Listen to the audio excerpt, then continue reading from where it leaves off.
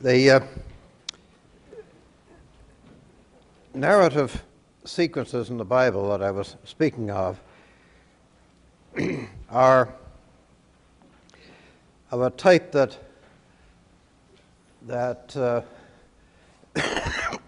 make it very difficult to answer the question, are they histories or fictions? In fact, it might be said that what is distinctive, almost unique about the Bible, is the fact that that question cannot be directly answered at all. And I said last day that every sequence in words, just by virtue of the fact that it has a sequence, is a verbal structure in which the words have their own patterns and their own forms. It is impossible to describe anything with definitive accuracy in the outside world by means of words, because words are always forming their own self-contained patterns of subject and predicate and object. And they are continually shaping reality into what are essentially grammatical fictions.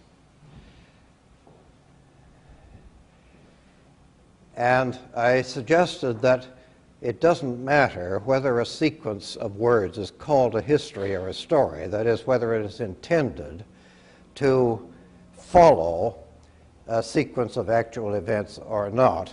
As far as its verbal shape is concerned, it'll be equally mythical in either case. But we notice that any emphasis on shape or structure or pattern or form always throws a verbal narrative into the direction we call mythical rather than historical. To give you an example from the book of Judges.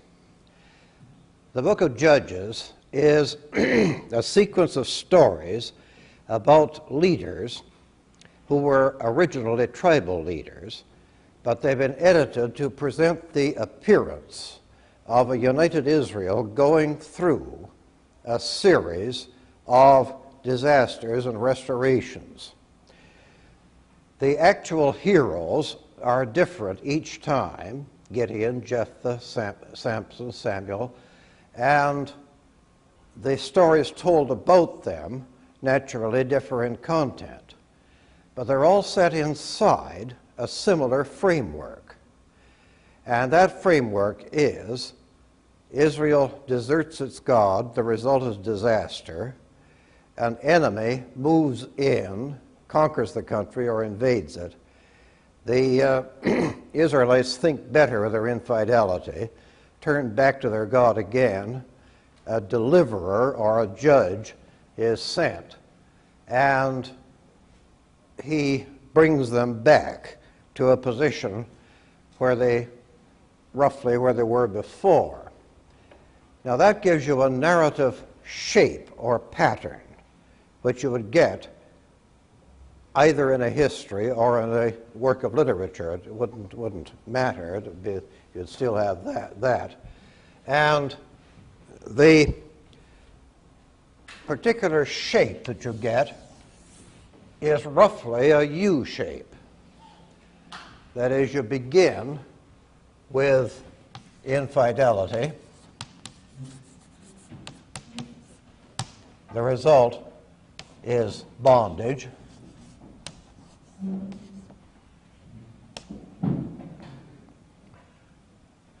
Then there is the return. Then there is the deliverer or judge. Now that is the general shape of the typical story told in the book of Judges. And that U-shaped pattern is the typical shape of the structure we know as comedy. If you look at comedy, you find that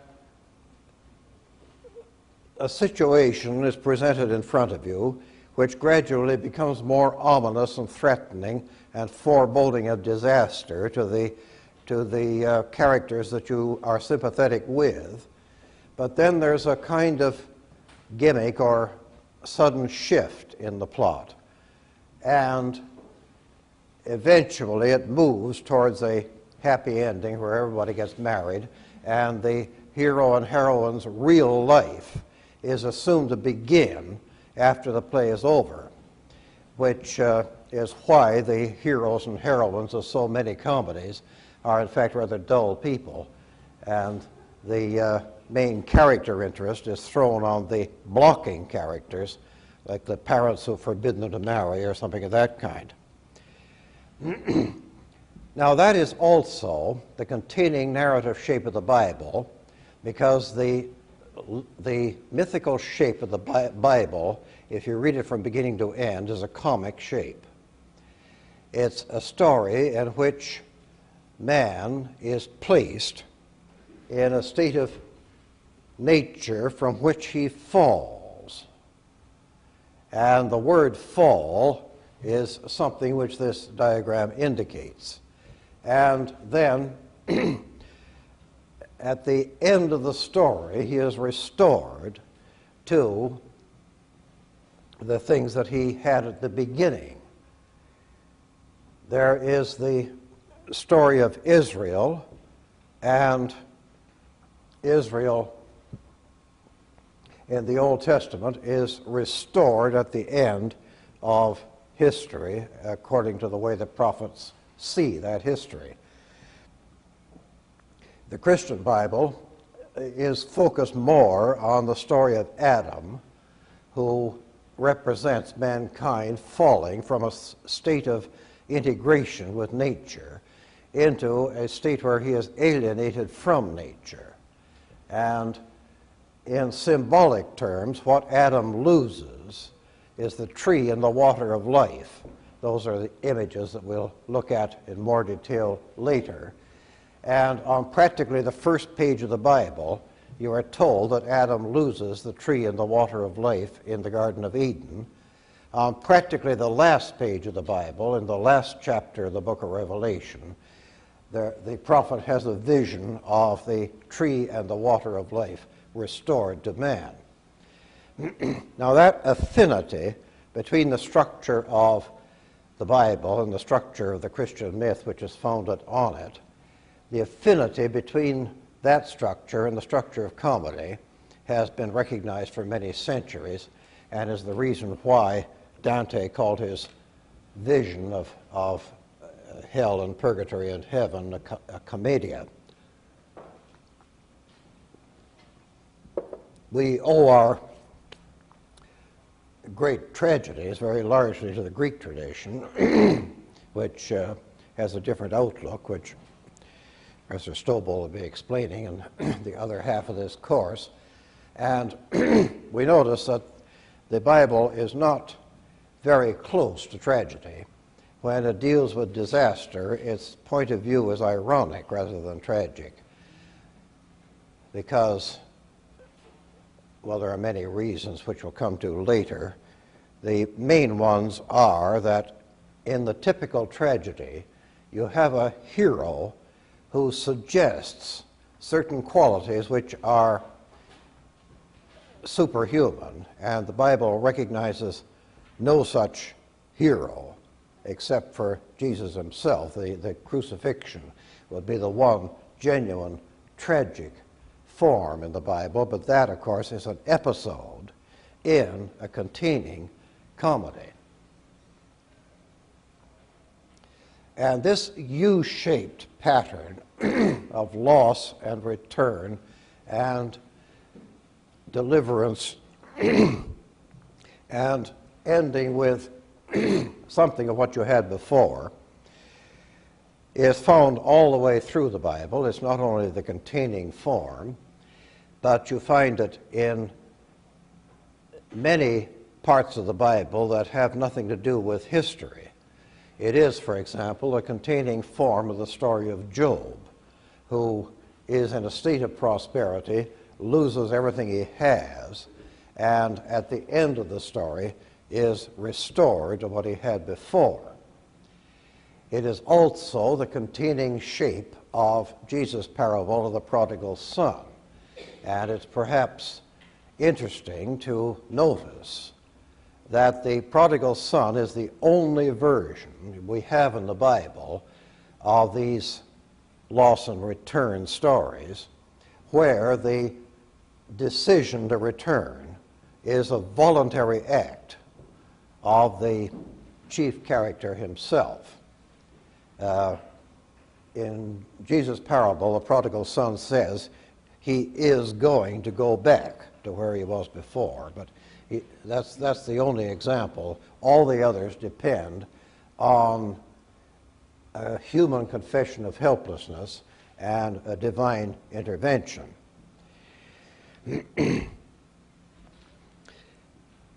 Now, the next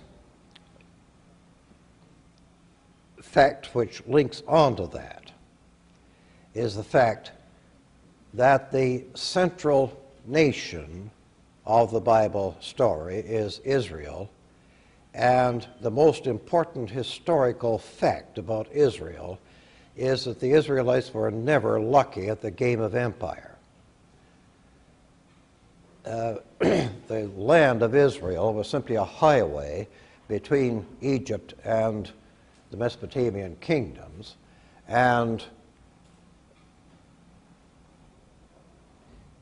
in the entire historical record, there are only two very brief periods of relative prosperity and independence: the period of David and Solomon and the period just following the Maccabean rebellion, about a century before the time of Christ. The reason was the same in both cases. One world empire had declined, and its successor had not yet risen. The period of David and Solomon came between the decline of Egypt and the rise of Assyria, and the period of the Maccabees and their successors came between the decline of Syria and the rise of Rome.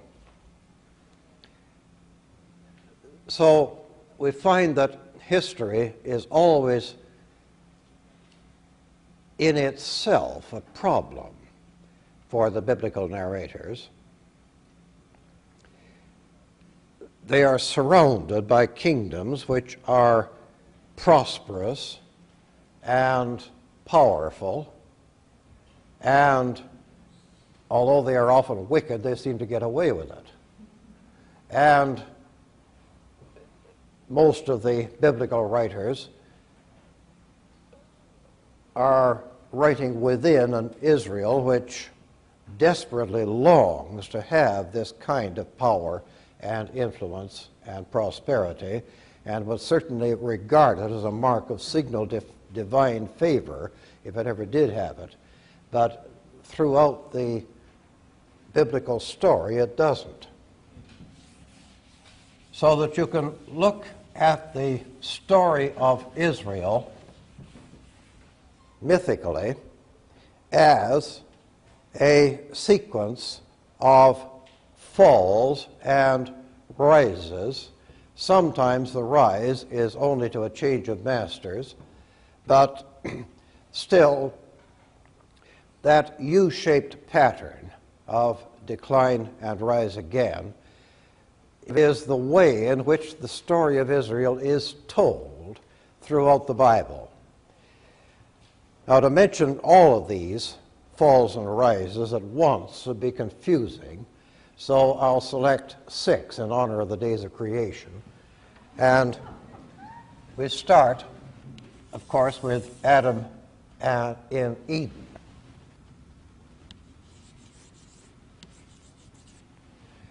And Adam is thrown out of Eden and is told to go and till the ground, which is cursed, in order to make it more difficult. And so, from the garden,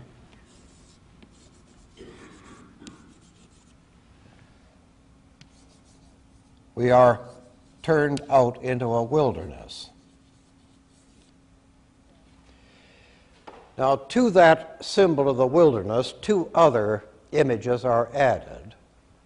One is the image of the sea, which turns up in the story of Noah's flood. And the other is the symbol of the heathen city. The first person born outside the Garden of Eden is Cain, the eldest son of Adam. And Cain, you remember, is the murderer of Abel. He is sent into a far country, and there he founds a city. And that city has always been a puzzle to readers of Genesis who are reading a narrative which seems to imply that there are only 3 people alive in the world at that time. But what is interesting is the assumption that cities are the earliest form of human settlement rather than villages or hamlets or isolated farms. So you can add the heathen city. Cain goes out to what is called the land of Nod, and we don't know where that is, but it looks as though it were somewhere in Mesopotamia. And we'll pass over the story of the flood for the moment, but the first upward movement, conspicuous upward movement, is the one associated with Abraham, who lives in a heathen city called Ur in Samaria, and is drawn out of there by God and promised a land in the west. And then the patriarchs succeed. Abraham's son is Isaac, Isaac's son is Jacob, whose later name is Israel. And this period seems to be very largely a pastoral one associated with flocks and herds.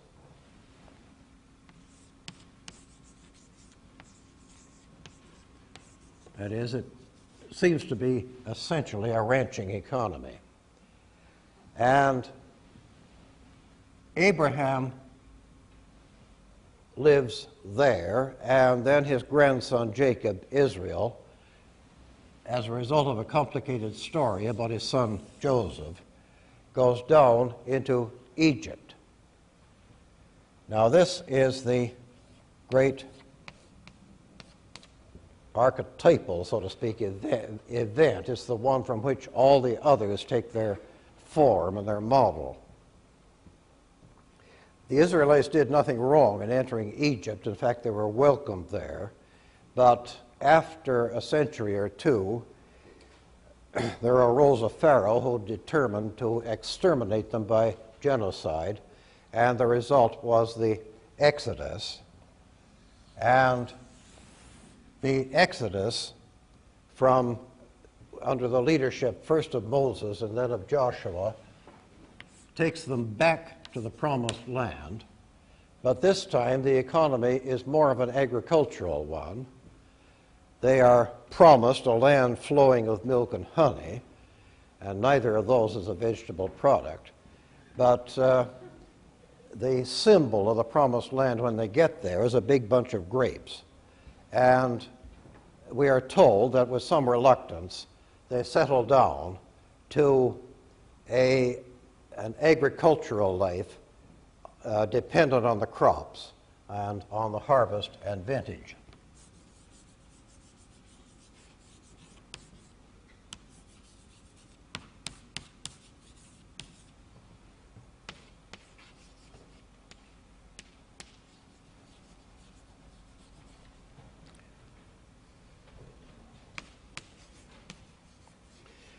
And the crucial event of the Exodus was the crossing of the Red Sea.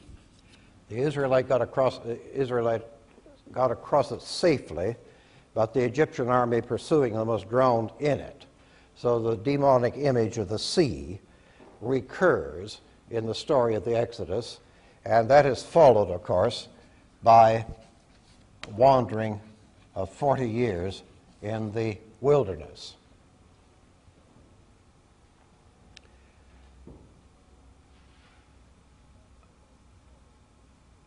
And then there follows the period covered by the judges, and eventually the Israelites find themselves in bondage to many of the surrounding kingdoms, of which the most powerful and important were the Philistines.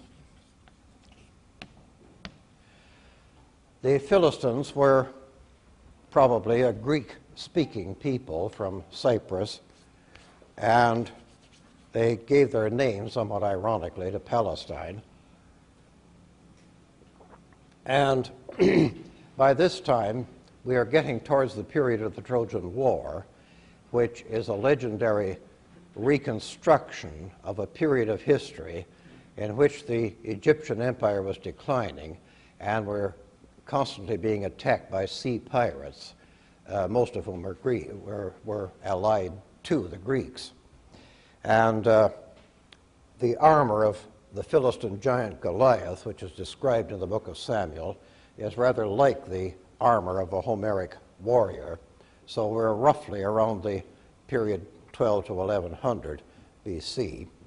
And then this is followed by a renewed prosperity where the great leader is David.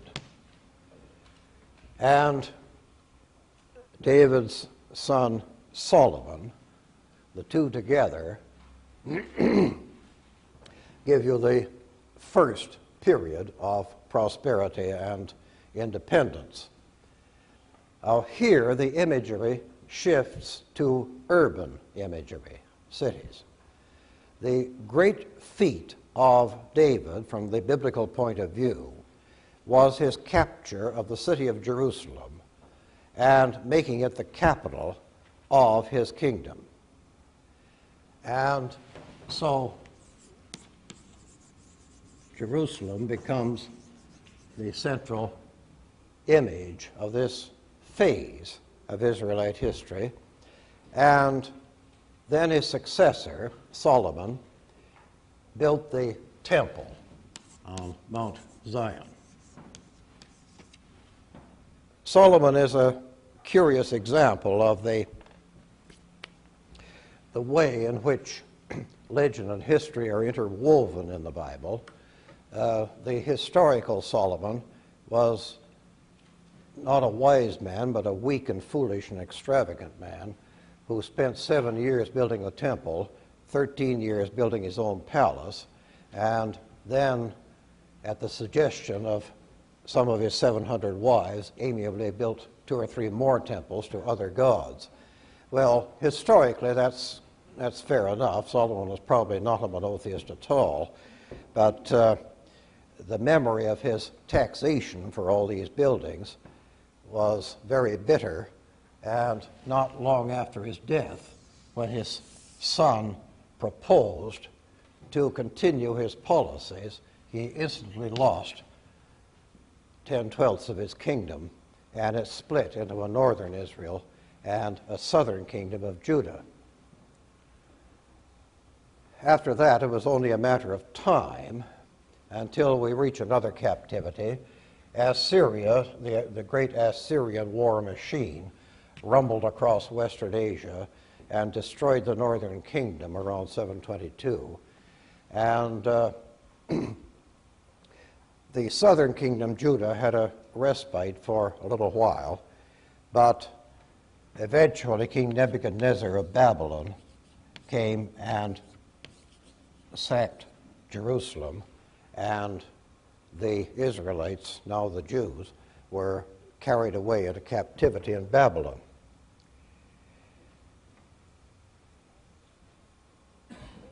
The Babylonian captivity lasted about 70 years, and then, of course, Babylon itself was destroyed by the power of Persia.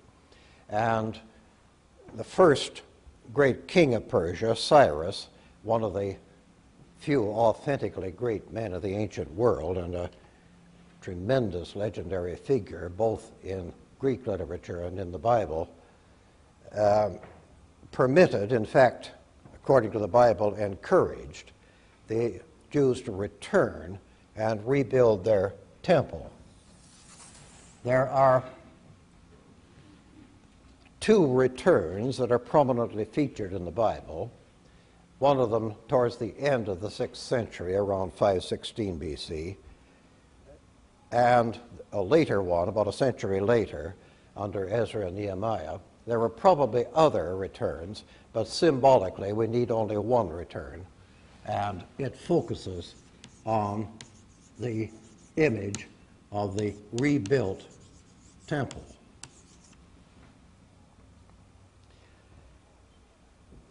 Now, there follows something of a blank. The consecutive Old Testament history stops with the destruction of Jerusalem in 586 BC, and we have only fragmentary glimpses of the Persian period. But you remember that the Persian Empire was destroyed by Alexander the Great, who gets very little attention in the Bible, although the great biblical historian Josephus has him welcomed into Jerusalem by the high priest with many expressions of mutual esteem. But Alexander's empire, of course, fell apart instantly after his death, and Judah was eventually attached to the largest chunk of it, the Seleucid Empire, with its headquarters at Syria. And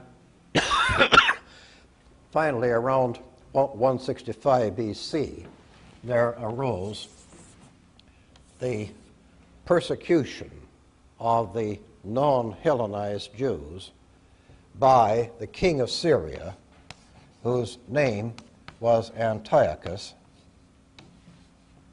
and he gave himself the name of Epiphanes, which means the glorious. But when he wasn't listening, his courtiers altered it to Epimanes, the lunatic. And Antiochus seems to have regarded the Jewish religion as a personal insult, and his persecution was so ferocious that it provoked a rebellion of a man of the priestly tribe of Levi, whose 5 sons, all of whom were very actively engaged in the rebellion of Israel, are known as the Maccabees. And eventually the Maccabees gained a certain degree of independence for the country, and perhaps the most important event symbolically was not so much the rebuilding of the temple as the purification of it. What Antiochus had done that was particularly outrageous to Jewish feelings was to put a statue of the god Apollo in the Holy of Holies, the most sacred part of the temple, which was invisible because God is invisible. And on the anniversary of this sacrilege, of this pollution of the temple was purified by Judas Maccabeus.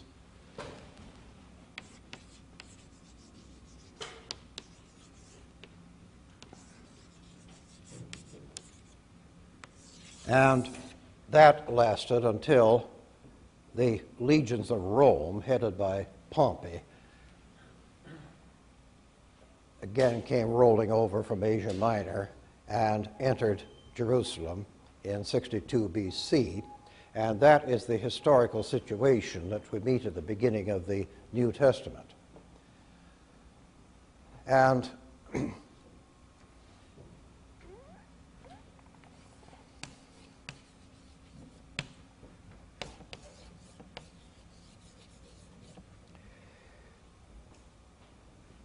In 70 A.D., Jerusalem was sacked and looted by the Emperor Titus, and in 135 A.D., the Emperor Hadrian expelled all the Jews from their homeland and changed the name of Jerusalem to a Latin name, Aelia Capitolina, and simply eradicated all geographical traces of the Jewish people. At this point, Jewish and Christian versions of this U-shaped narrative diverge. The Christian one is that Jesus came to achieve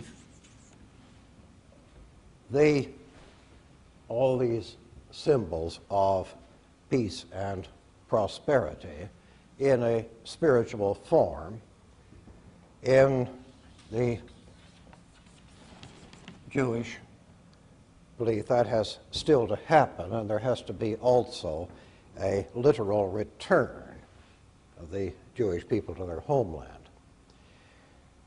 Is there any questions that far? Yeah.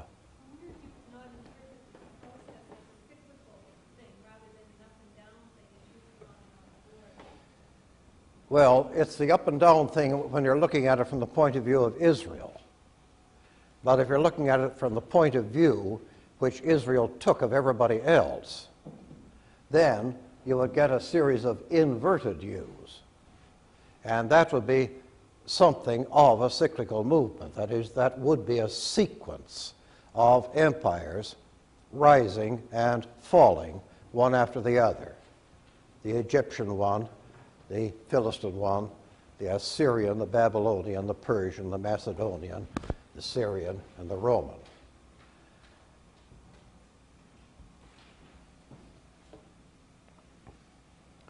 You said there were two returns featured in the Bible. The second one that took place in a century later, in 560 BC, was when Nehemiah rebuilt Jerusalem. What was the first return? The first return, which was directly after the fall of Babylon, was led by a leader named Zerubbabel, who was descended from the line of David, and so symbolically he becomes a very important figure. And the prophecies of the minor prophets Haggai and Zechariah are connected with that period of history. But we don't know exactly what happened. The references are too fragmentary and too oblique.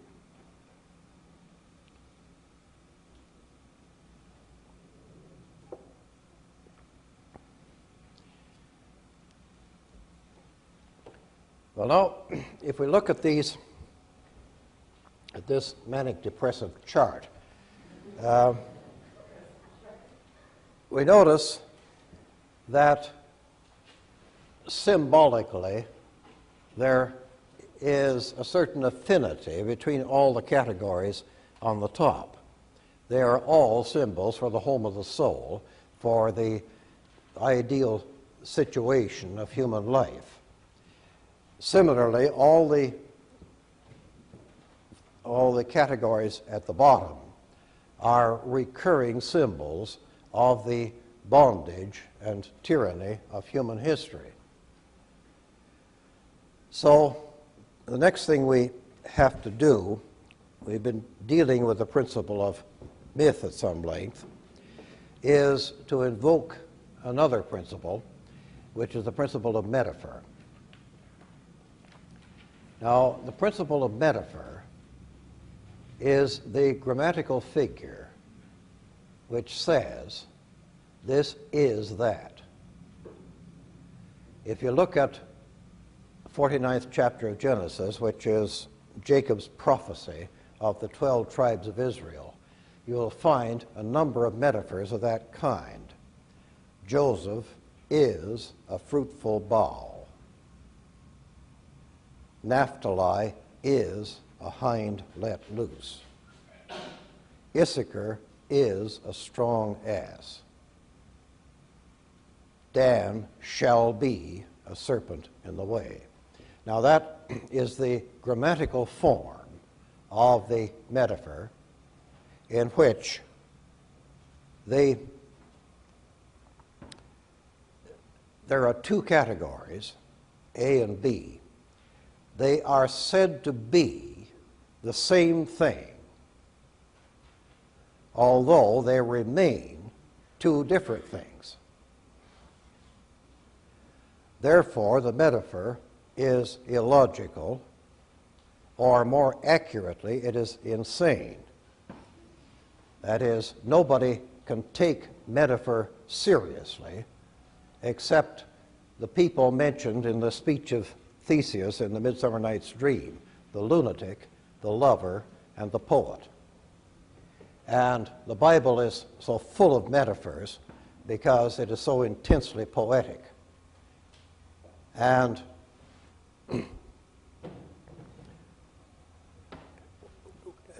we'll find later how many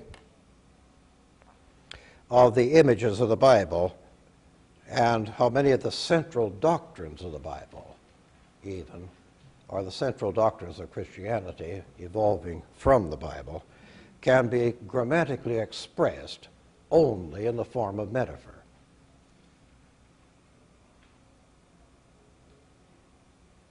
In the doctrine of the Trinity, for example, 1 equals 3, or 1 is 3, and 3 are 1. And the doctrine of the real presence is that the body and blood are the bread and the wine. Jesus, in Christian doctrine, is man and God. All of these are metaphorical in grammatical expression, and they are all statements that completely transcend, or whatever they do, the world of logic. In logic, A can only be A, it can never be B.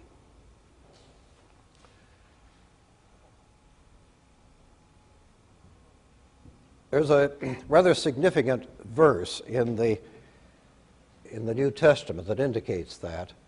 We are told in the New Testament by Paul and others that the Bible has to be understood spiritually, pneumatikos. And the word spiritually means a good many things in the New Testament. But one thing it always means and always has to mean is metaphorically. In the book of Revelation, I forgot to bring my Bible in with me, but I can remember the verse. It's Revelation 11:8. We are told of a martyrdom of two witnesses in the last day. It's one of the prophecies of what is going to happen at the end of time. And the verse reads, "Their bodies shall lie in the street of that great city, which spiritually is called Sodom and Egypt, where our Lord was crucified." That is, spiritually, metaphorically, Sodom, Egypt, and the earthly Jerusalem are all the same city. And similarly, in the symbolism of the Bible, Egypt, Babylon, and Rome are all symbolically the same tyranny. And the Pharaoh of the Exodus, the Nebuchadnezzar of Babylon, and the persecuting Caesars of Rome, of whom Nero is particularly the type, are metaphorically or spiritually the same person.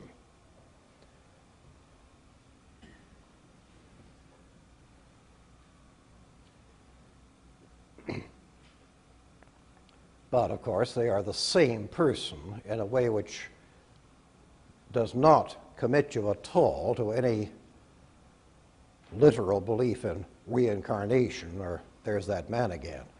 That is, Antiochus and Nero and Nebuchadnezzar and the Pharaoh of the Exodus are all spiritually the same person. And similarly, the Garden of Eden, the Promised Land, Jerusalem and the Temple on Mount Zion are all interchangeable, spiritually, the same image of the soul's ideal and the soul's home. And the reason why this conception is so centrally important in the Christian Bible is that Jesus continually talks about his spiritual kingdom, which he makes quite clear has nothing to do with overturning the Roman Empire. And that is why that word is so much stressed in the New Testament.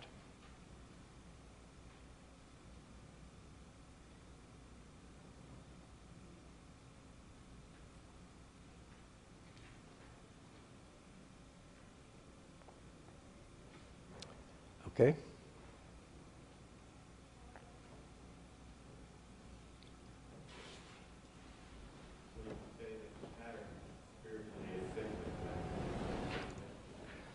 I wouldn't say that this pattern was cyclical. The Bible doesn't like cyclical views of history, and the reason why it doesn't is that a cycle is a machine. And a cyclical view of history means a machine turning, something impersonal.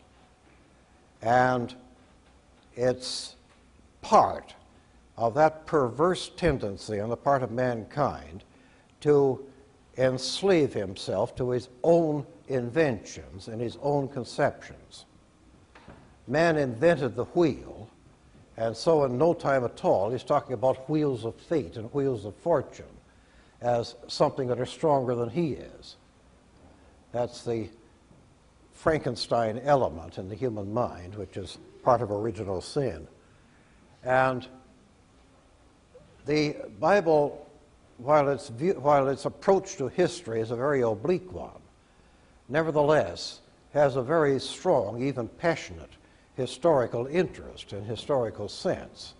And in history, as you know, nothing ever exactly repeats. Every situation is a little different, but what happens is a kind of growing consolidation of these images, so that the image of the final restoration of mankind, which you get in the book of Revelation, is not a simple return to a simple Garden of Eden, but incorporates the imagery of cities and of harvests and vintages as well. Would you say that there's a progression in these stages that, for example, the image of the temple incorporates the high points we've gone before too? Yes, I think that at every phase you get a new aspect symbolically of the ideal human life, which is first thought of as a garden where a man lives entirely on tree fruits, and then as history goes on incorporates these elements of human work, these elements by which man transforms his environment into something with a human shape and a human meaning. And with the conception of the rebuilt temple, you have the element of time added to that. It becomes something that takes place in time as well as in a conceptual space. Then saying the development, what the disciples hoped that Jesus was going to do was overthrow Rome, which he didn't, which would have been sort of continue on with the pattern of the empire's falling. Oh yes. If he'd overthrown Rome, he'd have become a neo-Nero. Yes, but in a sense, he did something different, so that sort Well, what he does is not so much something different as a return to these categories here, but a return to what they express, as the Bible says, spiritually, as elements of the of a human ideal or a human vision. But that spiritual or metaphorical understanding of the Bible, or those images, as Paul stated, isn't to limit them to kind of interior sense. Isn't to speak that Jesus was concerned about the interior.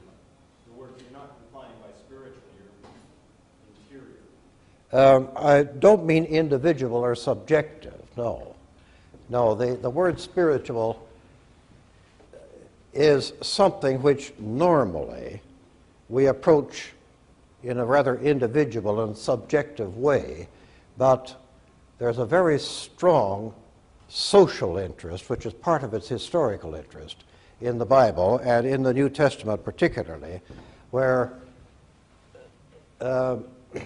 when St. Paul, for example, speaks of a moment of private illumination that he had at the end of the second letter to the Corinthians, he is extremely apologetic about it and talks about boasting, which is something he dislikes doing, and also talks about it very vaguely. He's not sure whether it happened to him or to somebody else. And what he's thinking of, I think, there is that a religion which is aimed purely at individual illumination is something of a cop-out. And what he is trying to proclaim, the gospel is teaching, is a social and a revolutionary thing as well. He wants the world to wake up, not individuals here and there.